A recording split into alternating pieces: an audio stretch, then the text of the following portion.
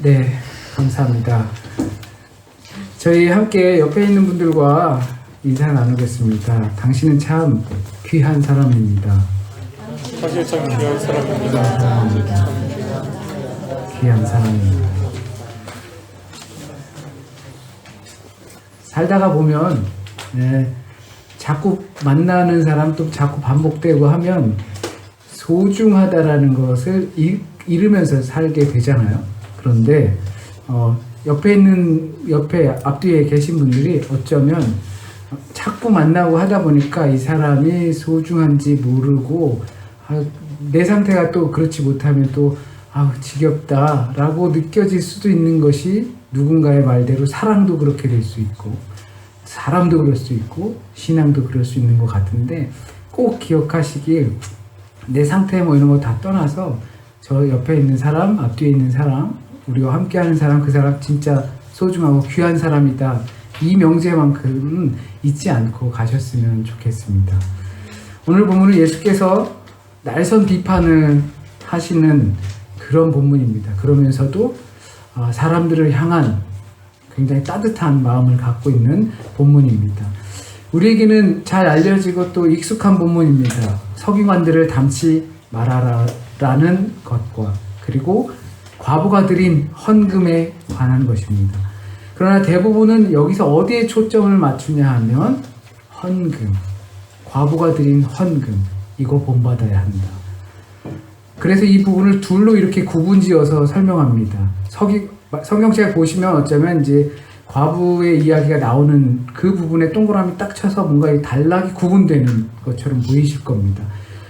그런데 마태복음, 마가복음, 누가복음에도 다 이 복음서에 이 내용이 나오는데, 앞에 서기관을 닮지 말아라 라고 하는 이 본문 공통되게 나오면서 이 과부에 관한 이야기는 마태복음에 나오질 않습니다. 그리고 마가복음과 누가복음에 동일하게 나오고, 이 서기관을 닮지 말아라 라고 하는 본문이 동일하게 세 복음서가 다 나오는데, 마태복음에만 빼고 이 마가 누가복음에는 동일하게 표지된 말이 있습니다. 40절에 그 말이 나옵니다. 40절에는 여기서 과부의 가산을 삼킨다, 그러니까 서기관들이 과부의 가산을 삼킨다라고 하면서 그 과부의 이야기로 넘어가게 됩니다. 그래서 어떻게 보면 이 연속성을 갖고 서기관의 이야기와 이 과부의 두 렙돈이라는 이야기를 같이 연속성으로 갖고 보는 게 좋을 것 같습니다. 여기서 오늘 본문, 우리가 읽은 본문에는 두 종류의 사람이 등장합니다. 두 종류의 사람은 상반된 사람입니다. 한 사람은 서기관을 칭하는 것이고, 한 사람은 과부인데 그 과부의 상태가 가난하다라는 것입니다. 이 둘의 관계는 너무나 상반된 관계입니다. 서기관은 본문에서 설명하고 있듯이 1차적으로 대접받는 사람이었습니다. 그리고 자신들의 복장을 항상 갖춰 입었고, 회당이나 잔치에 가면 로얄석, 흔히 상석에 앉았고 또 앉기를 원했습니다. 그에 비해 과부는 묻지도 따지지도 않고 그냥 하층민이었습니다. 자기가 갖춰 입을 만한 의복조차도 없고 그냥 갈아입을 옷도 없이 그냥 옷, 그냥 우리가 말하는 그냥 옷을 아마 입고 다녔을 겁니다. 이처럼 극명한 두 부류의 사람이 등장합니다. 이 두 부류, 그러니까 그 어떠한 서기관이랑 그 가난한 과부의 이야기가 아니라 그 두 부류의 사람들을 대표하는 것입니다. 그렇다면 만일 이 두 부류의 사람 중에 우리는 어느 쪽에 속하는가 라고 묻는다면 우리는 어디라고 대답하시겠습니까? 서기관처럼 그 부류에 속하는가, 아니면 이렇게 하층민, 가난한 그 과부의 입장에 서 있는가?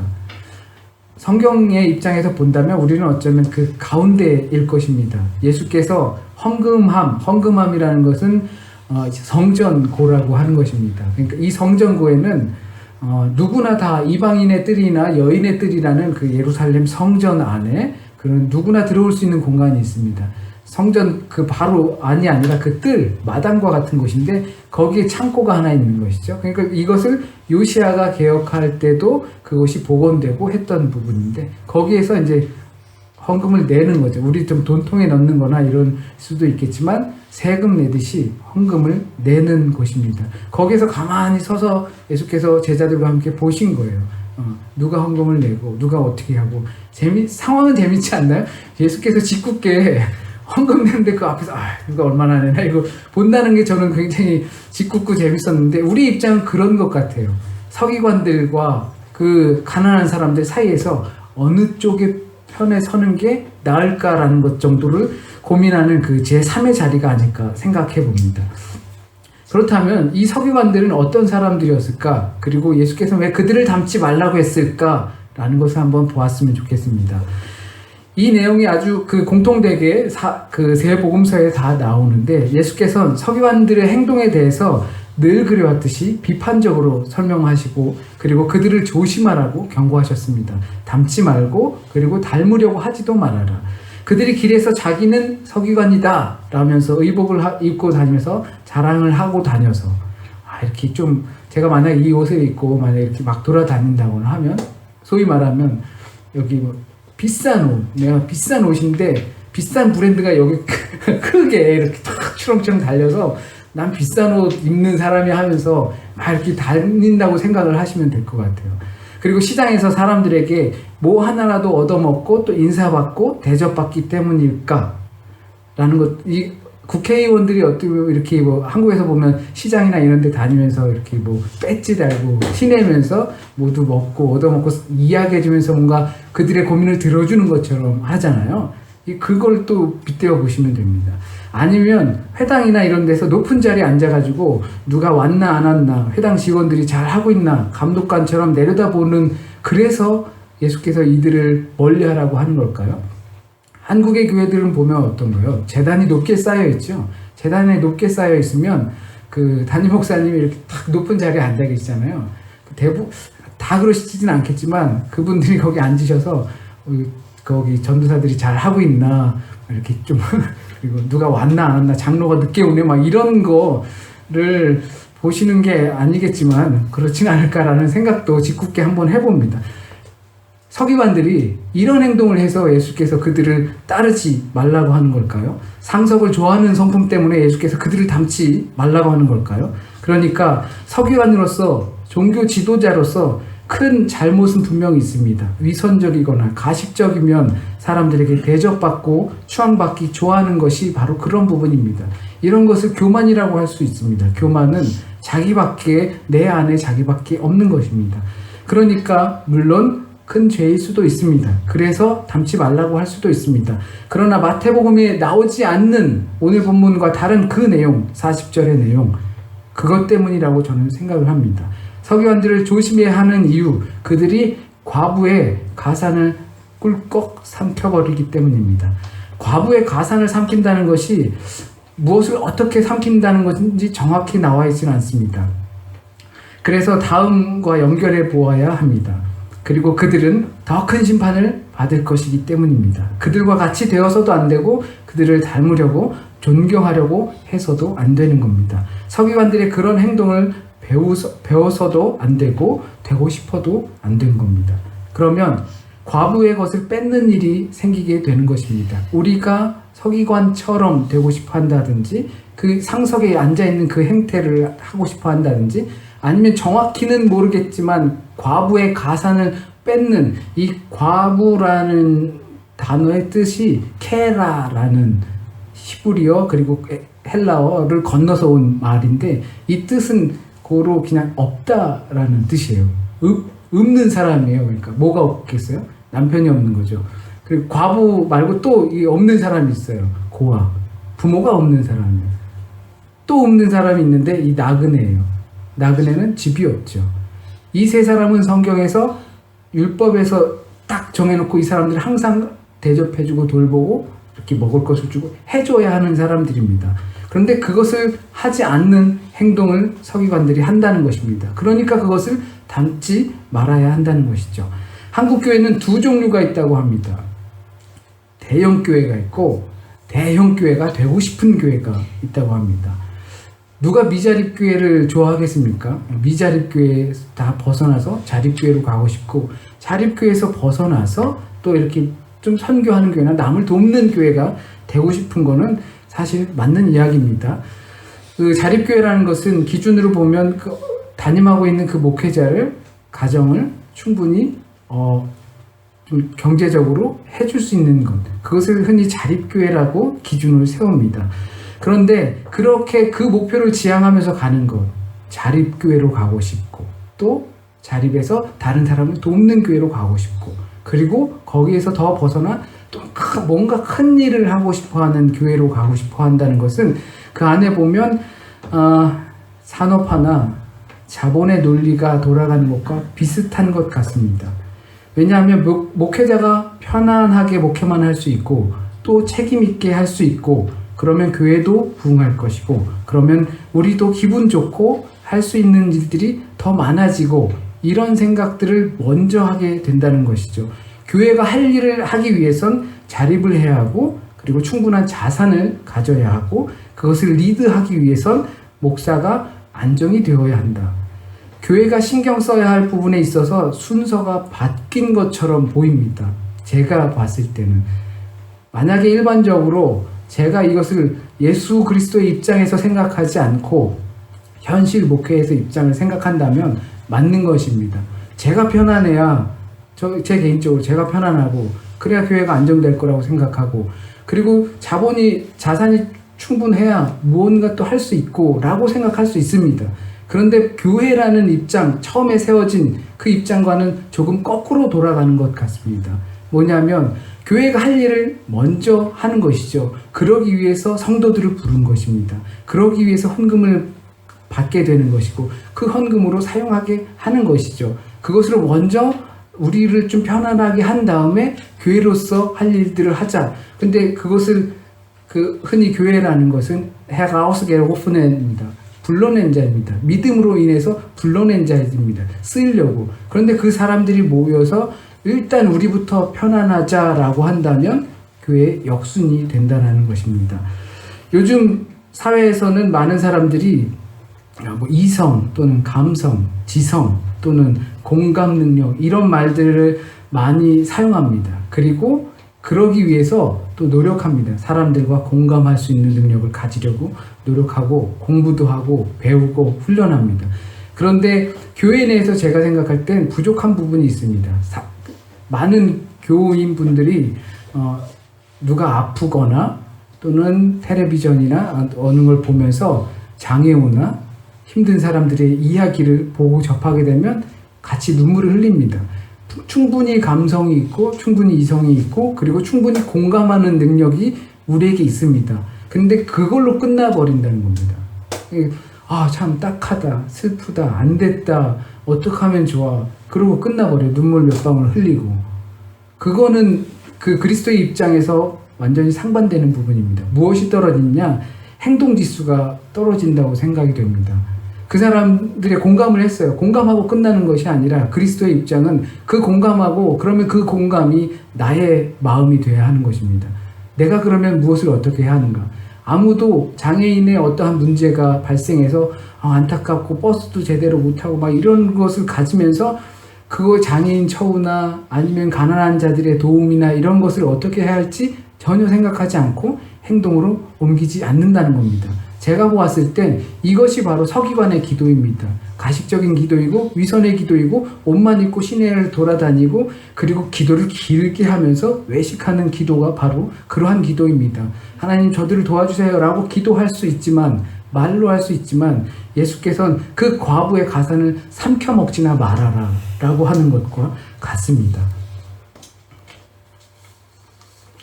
과부의 두 렙돈, 이 두 렙돈은 다른 말로 하면 한 고드란트라고 오늘 성경에서 말해주고 있습니다.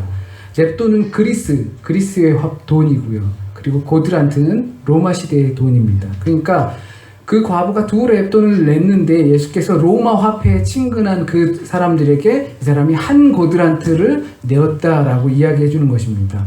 우리는 이 해외에서 사니까 환율을 좀 생각을 하게 되잖아요. 그러면서 처음 오게 되면 이 환율 계산이 잘 안 돼서 내가 얼마를 썼는지, 그리고 또 1유로가 1,000 얼마인데 10유로면 이렇게 하니까 나갈 땐 금방 나가는데 한국 돈으로 환산을 생각해 보면 이게 막 부들부들 떨리기도 하고 이런 경우가 있는데, 이 두 렙돈이라는 게 우리가 현실적으로 정확하게 와닿지 않을 수가 있어요. 그래서 데나리온이라는 화폐를 아실 거예요.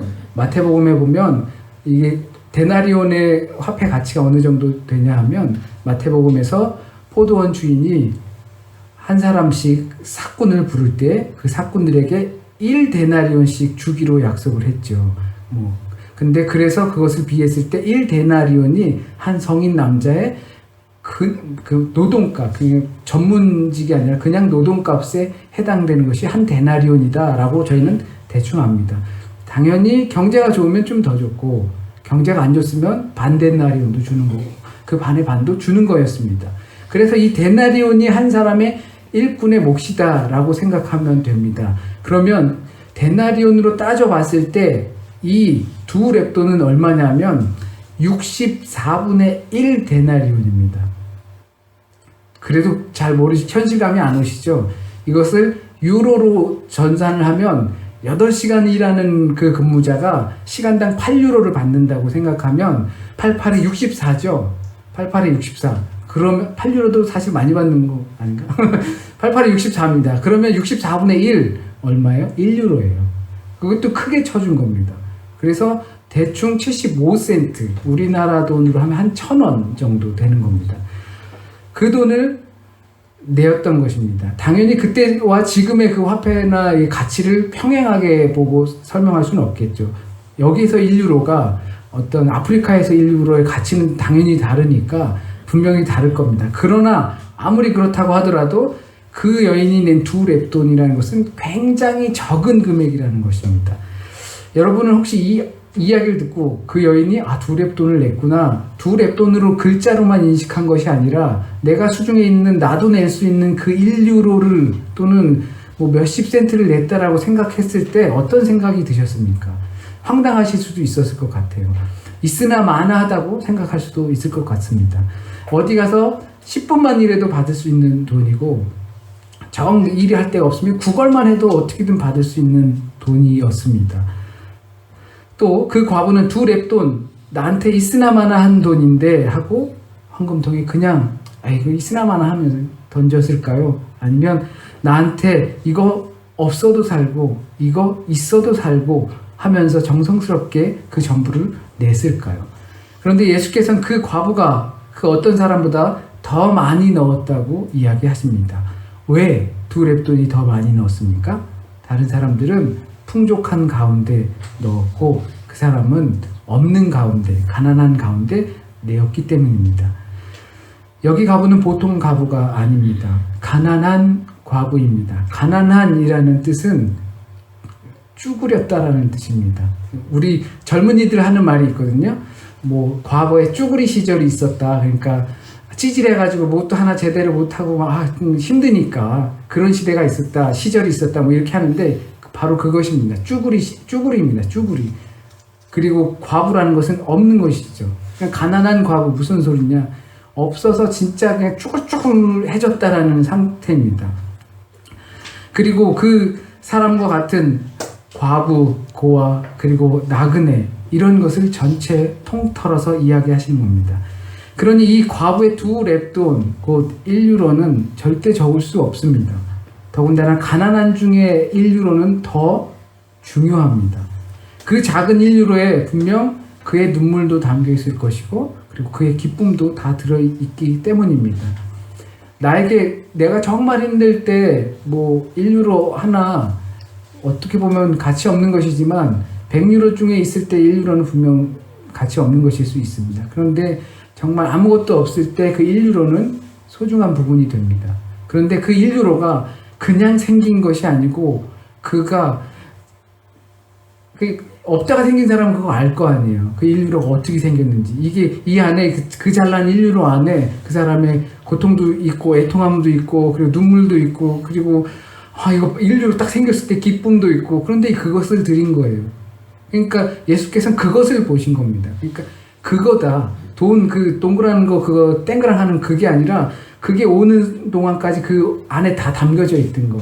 예수께서 성전에 계실 때 사람들을 이 재물들을 갖고 왔을 때 막 빠꾸시키고 막 이런 제사장들을 보면서 화가 났던 게 예수께서 저 멀리서 함께 오면서 유월절을 치르기 위해 오는 사람들을, 많은 사람들을 만나셨을 텐데 그 사람들이 직접 집에서 기른 것들도 갖고 왔을 것이고, 그러면서 어떻게 하다 보니까 잘 해야지 하면서도 상처가 났고, 그 애통한 그 시간들이 다 있는데 제사장들은 그 앞에서 야 이거 상처 났어 빠꾸, 이건 더러워 빠꾸, 이렇게 하는 마음을 보고 예수께서는 그 마음이 어떠셨겠냐는 거죠. 그와 비슷한 것입니다. 이 부분을 보게 되면 우리는 자동적으로 떠오르는 것이 엘리야와 과부에 관한 이야기입니다. 하나님께서 엘리야를 통해서 아합에게 가서 이제 가뭄이 있을 것이다, 아주 오랜 기간 가뭄이 있을 것이다 전하라고 했고, 그리고 가뭄이 생겼고 엘리야는 도망을 갔습니다. 도망을 가다가 까마귀가 주는 거 먹고 살다가 힘들어 죽겠네 하는데 하나님께서 저기 그 사르밧에 있는 과부에게 찾아가서 그 과부에게 만나보아라 했더니, 사르밧에 있는 과부가 마침 조금 있는 가루랑 기름이랑 해서 먹고 아들이랑 죽으려고 했던 거죠. 그랬더니 엘리야는 눈치도 없이 거기 가서 당신 그거 내놔라 하니, 나 이거 먹고 죽으려고 했는데, 그래 먹고 죽으나 안 먹고 죽으나 똑같으냐, 당신 먹고 죽으시오, 당신 먹으시오, 이렇게 했던 거죠. 그랬더니 어떻게 됐다고요? 그 기름병과 그 곡물통이 가뭄이 끝날 때까지 항상 넘쳤다라는 것이죠. 그래서 여러분들은 저한테 헌금을 많이 해라, 이렇게 하면 제가 맞는 건가요? 여기 성경에 이렇게 됐으니까 여러분들도 모든 가산을 털어서 죽는 상황까지 오더라도 다 털어서 내가지고 하나님의 교회인 이곳이 건실하게 서고, 그래야 우리가 하나님의 일을 더 많이 하고 목회자가 편안해가지고 교회가 잘 되고 그럴 거 아니냐, 이렇게 하면 제가 서기관이 되는 거죠. 과부의 가산을 뺏어먹고 꿀꺽 삼키는 사람이 되는 것이죠. 긴 옷 입었죠. 그리고 제가 어디 가면 항상 인사해 주시죠. 어디 가면 상석 주시죠. 먹을 거 주시죠. 또 목사라서 그런지 뭐 기도하면 가끔 이렇게 좀 못 알아먹는 기도도 하고 막 그러죠. 딱 제가 그 말씀만 전하면 저는 딱 그 과부의 가산을 삼켜 먹는 그러한 서기관이 되는 것입니다. 여러분은 가난한 과부가 되는 것이고요. 물론 헌금을 한다는 것은 위대한 행동입니다. 요즘 같은 시대엔 더욱 그렇습니다. 그리고 또 저희 교회엔 학생들도 많은데, 학생들이 정말 정해져 있는 그 금액의 한도 내에서 헌금을 하고 한다는 것은 정말 귀중한 행동입니다. 어디 가서 가만히 있으면 뭐 누가 돈 주지 않습니다.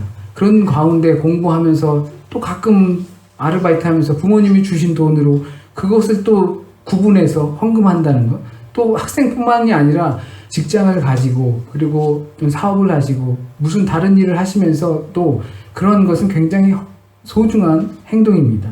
그러나 그 헌금은 자신의 재력을 과신하기 위해서 하는 것도 안 됩니다. 나 돈 100만 원 있는 이거 뭐 내 수중에서 돈 100만 원 이거 빼는 거 이거 얼마도 아니다, 이래서도 안 됩니다. 그리고 헌금을 통해서 요행을 바래서도 안 됩니다. 내가 100만 원어치 헌금을 해놓고서 또는 1000만 원어치 하나님께서 복을 주시길 바라는 것도 안 됩니다. 그리고 정말 순수한 마음으로 드렸는데 이것을 아무데나 드려서도 안 됩니다.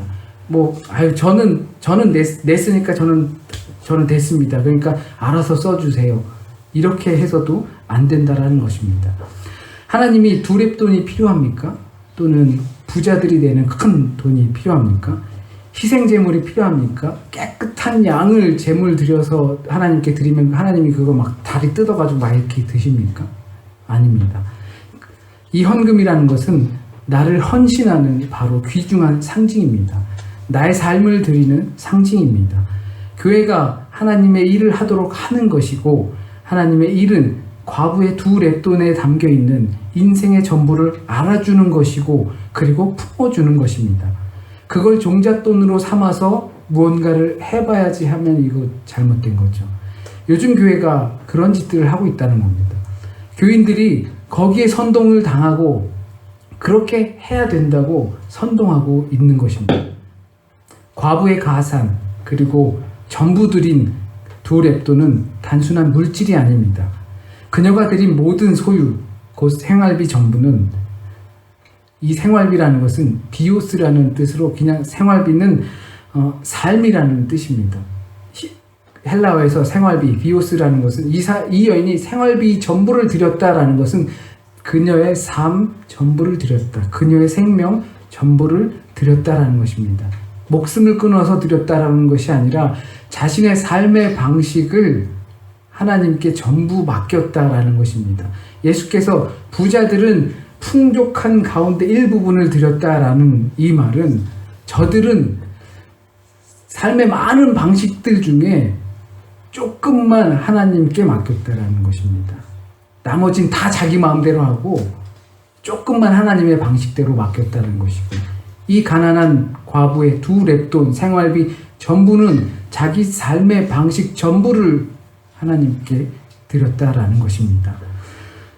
서기관들은 하나님께 자신의 생명과 삶을 유지시킬 수 있는 방법을 맡김, 이런 과부의 가산을 삼키는 자입니다.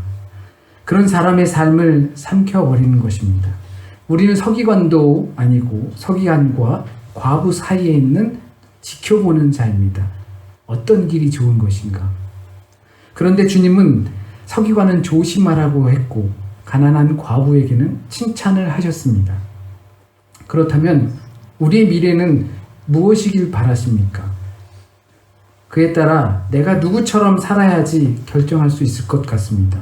성경은 과부의 삶을 본받으라고 말하고 있는 겁니다. 헌금을 많이 해라. 전 재산 털고 나를 따르라. 주님, 영생의 길이 어디 있습니까? 어떻게 해야 합니까? 하나님께서 이미 십계명을 주지 않았느냐? 다 가르쳐 지키라. 제가 다 지켜왔습니다. 아, 그래? 그럼 착하구나. 훌륭해. 그러면 재산을 다 팔아서 나눠주고 나를 따르라. 진짜 재산을 팔고 다 따르라는 의미일 수도 있지만 그것이 아니라 네가 하나님의 계명을 다 지키면서 살았으면 나머지 너의 전부, 마지막 그 부분, 이 가난한 과부가 드렸던 것처럼 그 삶의 방식을 하나님께 맡기고 살라는 것입니다. 그런데 왜 막 이렇게 고민하고 막 이렇게 하느냐? 삶의 문제로는 그럴 수도 있지만 하나님께서는 이 과부의 말을, 행동을 보시면서 칭찬한 것입니다. 2렙돈, 이 사소한 동전의 의미가 우리에겐 그녀의 전부 이 주머니를 털어서 내는 그것이 아니라 내 삶의 방식을 전부 하나님께 맡기라는 것입니다. 기도하겠습니다. 하나님, 저희 눈에는 돈밖에 보이지 않습니다. 물질밖에 보이지 않고, 그리고 육체밖에 보이지 않습니다. 그리고 성과밖에 보이지 않고 앞으로 나아갈 길만 보고 있습니다. 그것이 우리의 눈이고 우리의 세상 보는 가치관입니다.